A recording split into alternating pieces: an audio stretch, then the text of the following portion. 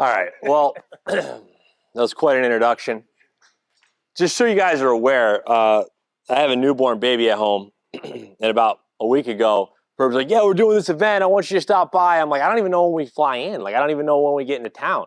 He's like, "All right, you coming in?" Da, da, da. I'm like, "It's a hitting thing. I'm a pitching guy. What do you want me there for?" Like, so I was like, "Whatever. I'll show up. We'll stop by." So he asked me to talk about how we break down hitters and how we try to attack them with strengths and weaknesses. And I'm going to get to that in a second. But he touched on a couple other things that I think are really important. First, like, I think the biggest thing guys have to understand is, like, you want to have belief in yourself and you want to believe that you can be great, but you also want to have enough humility to understand that, like, you don't have all the answers, right? Like, I'll be the first one to say, like, I don't know half of what's going on. I try to go with my gut. And the number one thing that I try to do with all things with my players is that they believe they're awesome. It's that simple. Like, everything I do is predicated around the belief that they need to believe in what they're doing. And there's so many variables, there's so many layers to this, right? You have, your pre-throw routine or your pre-swing routine. You have what you're doing in the weight room. You have your mind, your mental game. You have your nutrition. You have your training habits. You have the people that you train with at home. You have your preparation, how you study. There's so many rabbit holes and layers, right? And they have to believe in what they're doing. I was just having a conversation briefly with Eugene Bleecker, and he was talking about his top-down approach, and I don't understand it in those terms. I'm not as smart as he is. He uses words that I don't understand, but it's okay. I think what we get into trouble sometimes is we get insecure when we don't understand something. We feel very insecure and like we want to flex that we know something. I'll be the first one to tell you, I don't know shit. Like, I don't know a lot, right? And that's okay. All that matters is that your players believe they're good. And for me, like, I don't look at myself as a pitching coach. I look at myself as a baseball coach. My job isn't to just get guys to throw harder. My job is to make them better people. Hopefully they become better people, number one. And number two, we got to win some games. And I think, there's a bad connotation when you hear winning games is a big part of your job. And we look at that as like that's potentially transactional. I disagree. I think learning how to be a winner is essential in being the best version of yourself, right? There's so many ways to be a winner. How do you talk to someone? How do you approach someone? How do you learn something new, right? That's being a winner. That's advancing, right? And so I'm not going to get into all the training aspects. I'm not going to get into all that other stuff, right? We can. If someone wants to ask questions, I'll go. I didn't prepare anything. I'm kind of going off the cuff here. I was asked to talk about breaking hitters down. So what I'll do, and because anyone that knows me knows I tend to ramble and I talk too much. So I'm going to try to keep it succinct and get right to the point. How do we break hitters down? It's very simple for me. Again, going back to failures. When I worked for Coach Blankmeyer, I was a horrible pitch caller. I was terrible. He used to rip me all the time. You got no feel. He told this great story. You guys have all heard of Scott Brown, great pitching coach at Vanderbilt, superstar, stud, right? I replaced him at St. John's. I was 25 years old, okay? And I'm coming in the year after they're an out or two away from being in Omaha. They lost to Arizona in a super. They dropped the fly ball. Arizona won the national title. I come in, I'm 25 years old, and I never called a game before. And I was horseshit. I was absolutely terrible, right? I made so many mistakes. I didn't know what just call fastball away here. I'm just going to call fastball away, right? And I was panicking. I was nervous. I just wasn't good. And I'll never forget, we're out in Reno, and we had lost the game to University of Nevada, Reno, and we're going out to dinner that night. It's me, Blanks, our hitting coach, and his wife. And we're sitting there, and he's frustrated because we lost, and we're talking, and he's like, you know what your problem is with calling a game? You got no feel. You have no feel. I'm like, it's terrible. Like, this is my mentor, it's my boss telling me I got no feel, right? I'm like, what do you mean? Like, what do you mean by that? He's like, I don't know. It's intuition. It's a gut. It's a feel. And you don't have any. You're a robot. And that stuck with me. And it became like my mission to figure out how to get feel, how to see the game differently, and how to understand it. And so what I started to kind of reverse engineer in my mind was my own process. This is the process that, like, how it works for me. It doesn't mean that this is the right process. It doesn't mean this is the greatest thing in the world. It's just what I have to do to prepare so I can understand what I'm going to do so I can slow the game down. And so the first thing I do always when looking at hitters is, how do they hit a fastball in? Period. For me, synergy was the greatest thing ever because I started to get some feel by watching hours and hours and hours of video. So the first thing I'm always checking out, right, is, all right, like, where are my guys at? Understanding what my guys are. A lot of my guys are in the, our average fastball velocity as a team is right now is like around 91, 92. So when I look and I'm trying to figure it out, I'm filtering through to see, okay, how does this guy handle fastball in at 91 miles an hour? And I'm looking at a lot of variables on that, right? I'm looking, what does he produce for exit velocity? Is he on the barrel?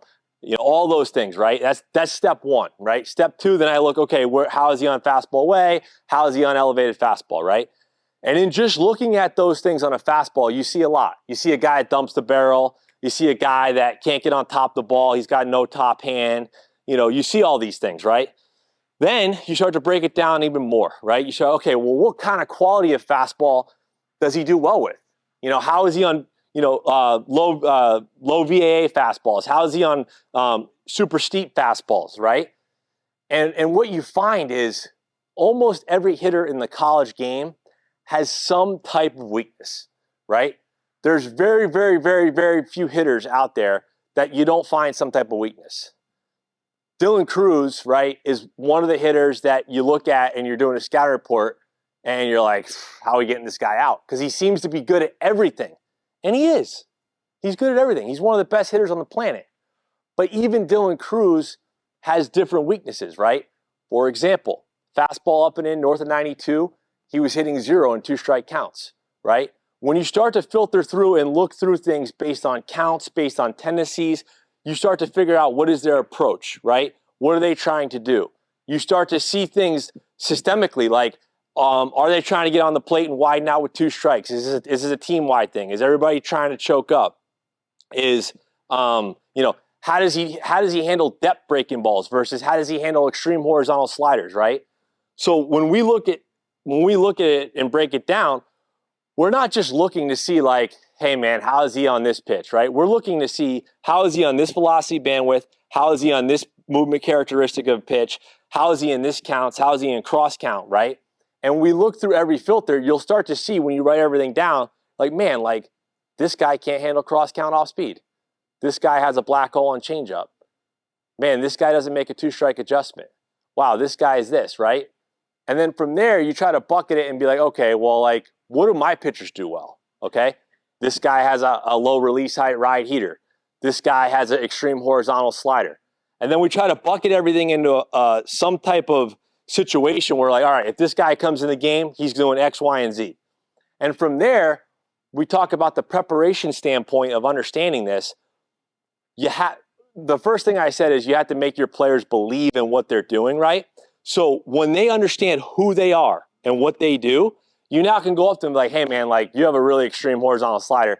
This guy's hitting 096 on extreme horizontal sliders. What do you think you're going to do to him? You're going to throw extreme horizontal sliders, right? And then, hey, by the way, the next guy's pretty good at that. You're probably not going to face him. So you just got to come in and rip 3 sliders from a big dog. Can you do that? Let's go home and visualize ripping 3 sliders to this guy. That's the only reason you're coming in the game. And then you try to break that into each guy that way, right? Now, can we make the slider better? Can we have him have a better load? Can we clean up his foot strike? Can we clean up his direction? Can we clean up his arm path? Yeah, all those things help, right? But at the end of the day, in our game, it matters so much more that I know what my guy does well and what the hitter doesn't do well. Everything comes down to that, right? And the more simple I can make it for them, where they can actually take it and make it actionable and see it and believe it and understand it, the better chance we have for success. The more that I cloud this in season. So like whenever we do, we were talking about like different water bag drills and pre-drill stuff. We do a lot of that stuff, but we're tinkering and doing that stuff in the fall, right? We're trying to make a gain. We're trying to make an adjustment. We're trying to, shorten a stride length or keep a guy close longer or fix a glove side or give a new grip. That's happening from like August till end of November. Then they go home. And that next phase, all we're trying to do is make sure they're healthy and ramped up. The second they get in the season, all it's about is routine so their minds are right And then everything else is about this. What does this hitter not do well? You know, well, I'm using LSU in my mind just because obviously that was our last game, and I saw a lot of video of them. Tommy White is one of the toughest hitters ever to face. He's really, really freaking good. His two-strike approach is horrifying because he widens out in the box, and he's all handsy, and he's got electric hands. Dude's freaking good. I can't believe I'm saying this because he beat us, but he is damn good. All right? But one of the things with Tommy White, as amazing of a hitter he is, and I think he's as good as it gets that I've seen since I've been in college baseball, dude leaves his zone all the time. So ironically, the pitch that we lost our season on, we're trying to throw an 0-0 slider off the plate for a chase. I don't ever call chase pitches. Ever. I want to attack, attack, attack.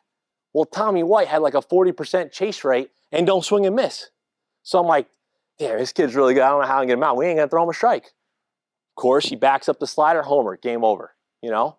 Shit happens, right? Like, didn't go our way. Kid's really good. And I think, you know, I think the whole point was like difference between facilities and in-game coaching or whatever. The reality is, in college, we're calling a lot of things that are happening in the game, but we're wrong. We make mistakes, and sometimes we're right, and our guy doesn't execute it. Shit happens, but we have to get off that as fast as possible.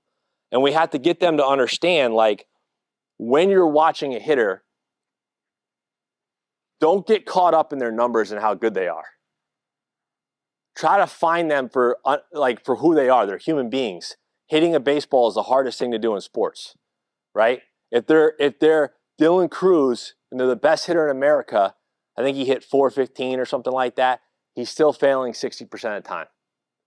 So there's something in his approach. There's something in how he swings. There's something that you can do to get him out. You just got to figure out what it is. And then once you figure out what their weakness is, the analogy I give to my pitchers constantly is if you were to like play that game where you have a ball under the cup, right? And you're like, I'm going to keep moving it around so they don't understand what I'm doing, right? That's the whole feel concept. Like, okay, well, I know anything moving in towards his hands is going to be where he struggles because I can get him to open up early. He's going to have to stay inside the ball. I'm going to get him to make a move. I'm going to get him to make that first move, right? Well, say we get him out 2 at-bats in a row with different sequences trying to have something moving into his hands. The third at-bat, maybe we'll finally throw that two-seamer that he's hitting 460 on with a 590 WOBA on it, and he's dominating that pitch, but he's so conscientious of the fact that we just got him moving it on his hands, now we'll get the rollover, right? And that's the toughest thing about hitting, right? Like, you guys are constantly always having to react to what we do. And I think sometimes one of the problems that you see with pitching, with pitch calling in general right now, stuff plays, right? I hear this a lot, like when I talk to pro guys and stuff like that, they talk a lot about how, like, there's a death to the starting pitcher. In my opinion, the reason that you see a death to the starting pitcher is we're getting really good at developing stuff. And with stuff, you just want to throw strikes, right? You don't want to have free bases. So you get guys to attack to certain location strategies, and they become very predictable. And so what happens is when you get into certain counts, let's call it 1-0, 2-0, whatever, and it's a fastball count, and they throw 78% of their fastballs glove side, now the hitter's in the box going, all right, I'm getting on time for whatever it is. I know his characteristics. I know what type of fastball profile he is. But now, not only that, I know he throws 78% of his fastballs glove side. I'm getting on time to that pitch right there. What you see now, what's starting to be more the trend, is not a guy with like an unbelievably elite characteristic of a fastball, but a guy that maybe throws like a shitty dead zone fastball that he can get the arm side, maybe carries it a little bit but can get to the top of the zone, maybe throws a cutter, you know, and has 3 pitches to 3 quadrants. This is baseball 101. This is what we've always known in baseball. We've always known, hey, move the ball around, you know, different contact points. But we've gotten into this age of baseball where it's stuff-oriented, and that works for a reliever. That's great for a reliever. You got a guy coming in one time, he rides the piss out of a fastball, and he has a really good breaking ball. Awesome, 1 at bat. Go get him for 1 at bat. But if you're a great hitter and you can make adjustments and you know how he got you the last time, you're going to try to get him the same way? And if I know I have a certain fastball with certain characteristics and I'm going to get on time to that, and I know there's a 70% probability that I'm going to see that pitch, well, if I'm a good hitter, I'm sitting on that pitch the whole time.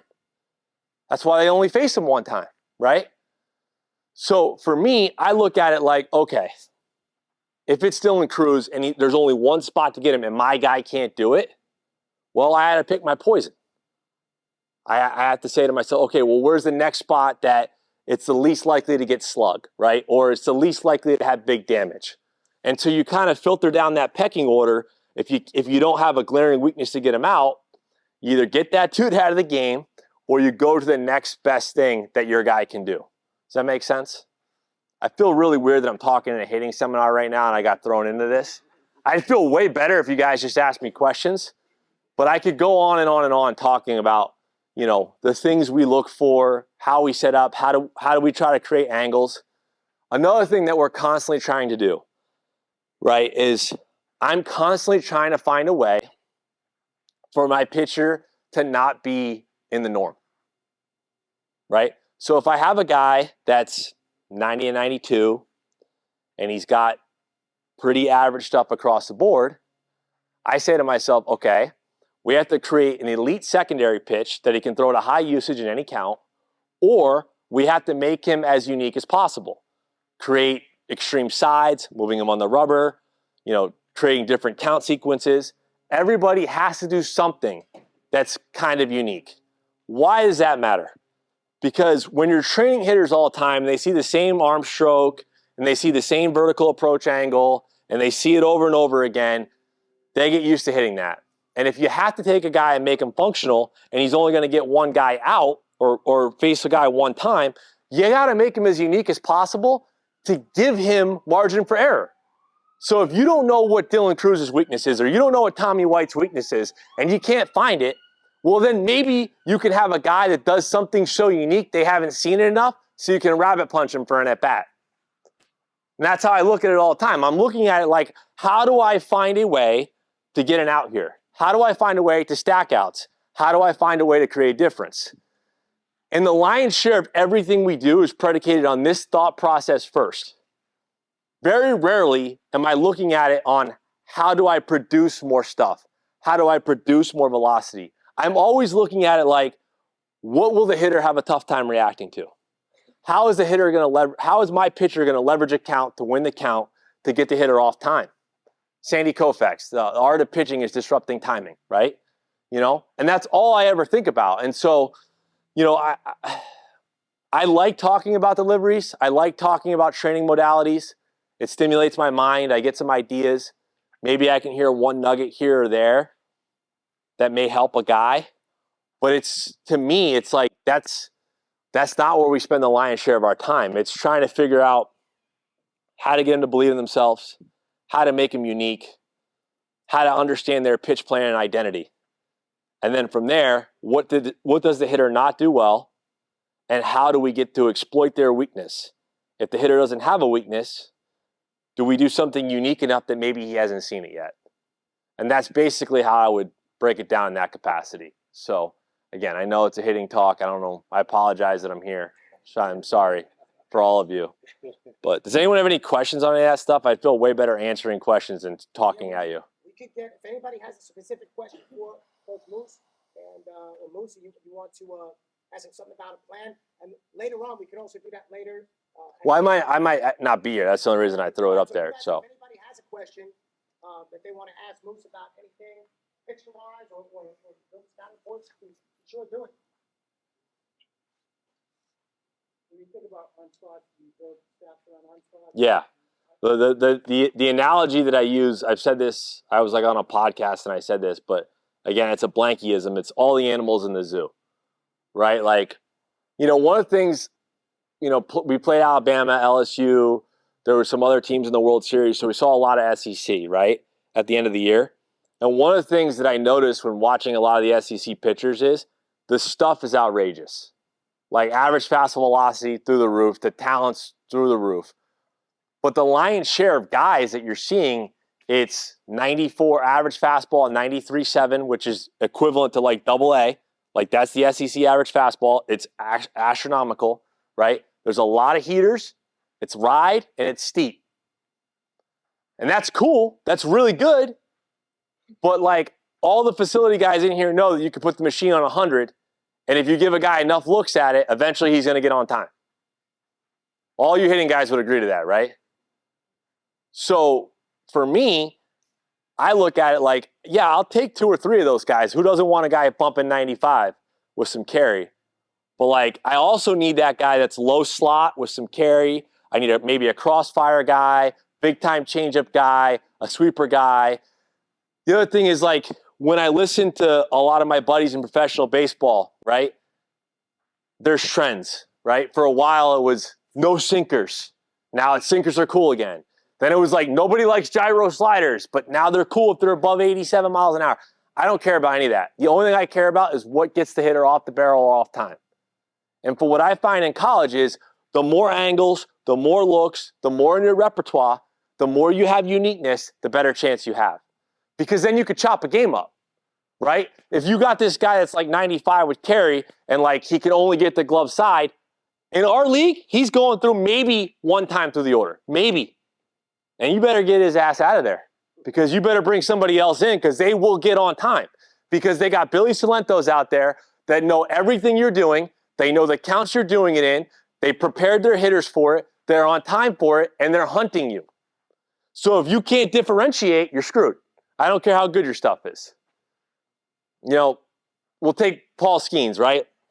Obviously, again, I'm looking at you because you worked with him a lot, right? Unbelievable arm. Unbelievable. But what made Skeens facing him so tough was, yeah, it was 100. Cool, right? But what made it hard is he always leveraged the count. You're always on your heels. Like you could get in, if you want to get into pitch grades outside of the extraordinary velocity, if you want to get into like the stuff plus scores and stuff like that, they're not overwhelming. People will say, oh, it's a dead zone fastball, whatever. That doesn't, like that. I'm over that. What makes him good is he's always in the zone. So you have to be on go all the time.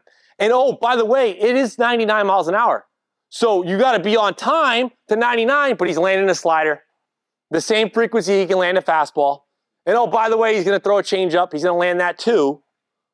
And that's a problem. He now creates adversity in the at-bat because you're going up there as a hitter going, shit, that's 99.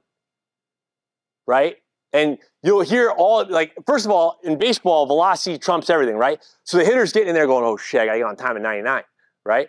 But then he's landing a slider in a 1-0 count. If he throws a ball, which he doesn't, he's like 80 freaking % strikes. I sat in that game, like, is this guy going to throw a ball today or what? Like, let's go, man. Start losing the zone, you know?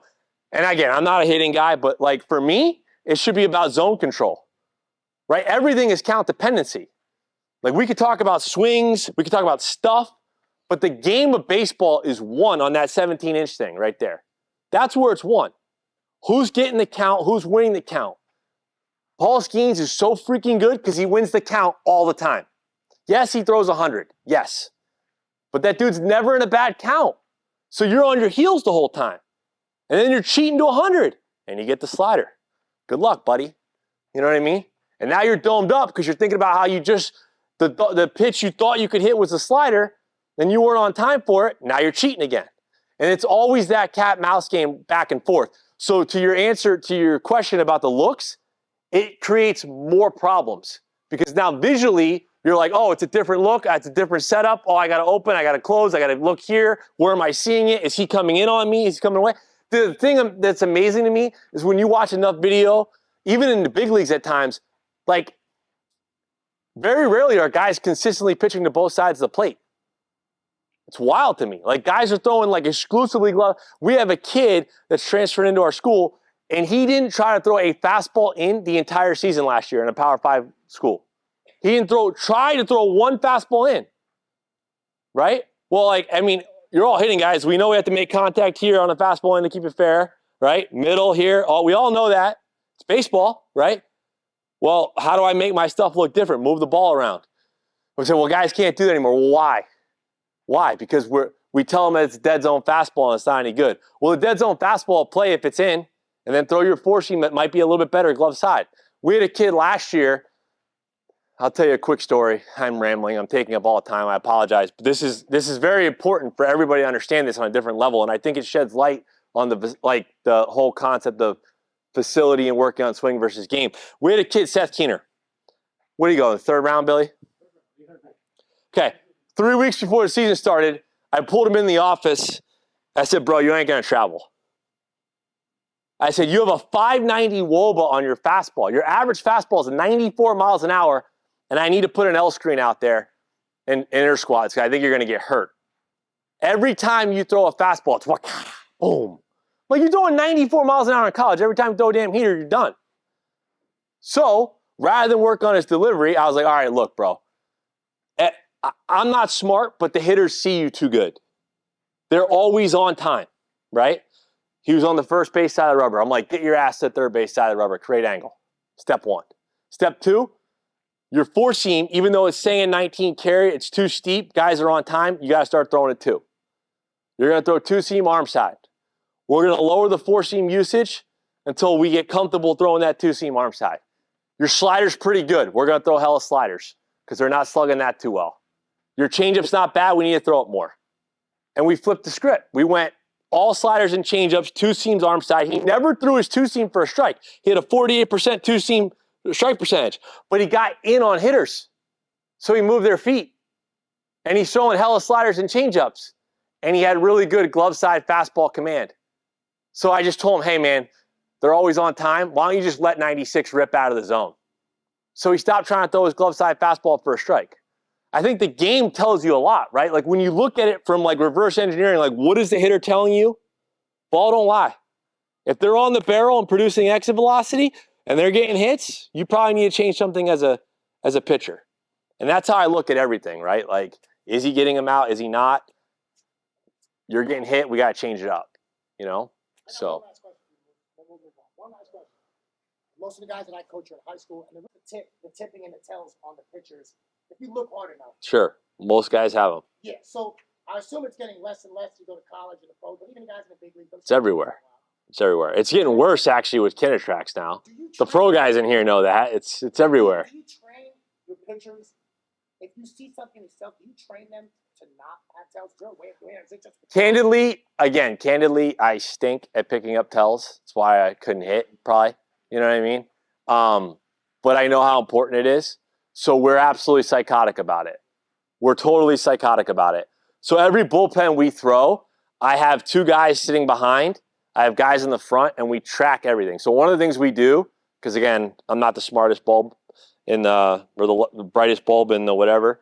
So I track everything. So we give negative points anytime we can see the ball or anytime we can see anything. Period. So, I mean, I'm sure we have guys that have tells. I'm sure we try to, I'm obsessed with tendencies. So like after every outing, I look at like what counts and what percentages I called pitches in. And I want to try to have an even split in every count because I'm paranoid by it. Because my belief is that if you know it's coming and you're on time, you have a shot. And so, yeah, like it tells her everything, right? Like you're tipping, you're telling, you're screwed, you know? The hitter's in there comfortable. Again, going back to belief, if the hitter's up there going like, yeah, I'm getting a slider, he's got a shot. You know what I mean? So if we're going to show them what we're getting, we're done. Doesn't matter how good your stuff is. Because if nothing else, if the hitter's getting a slider and knows the slider's coming, even if he can't hit it, you know what he can do better? Take it. So either way, it all goes down to the count, right? Like, and that's why we talk about movement and how to swing. But at the end of the day, like everything comes down to winning the count. And if you know it's coming, whether you can hit it or not, you have a better chance of laying off it. And you have a better chance to get the 1-0. And if you have a better chance to get the 1-0, the pitching coach in college is probably going to have a tendency, he's probably going to get tight ass, he's probably going to call the highest frequency percentage pitch. And if you know what the highest frequency percentage pitch is, you got a chance to get back on time. You know? So it's all about that. The game is all about the count. Everything. Playing catch and the count. That's what it's about. So, all right. Apologize for talking pitching. So.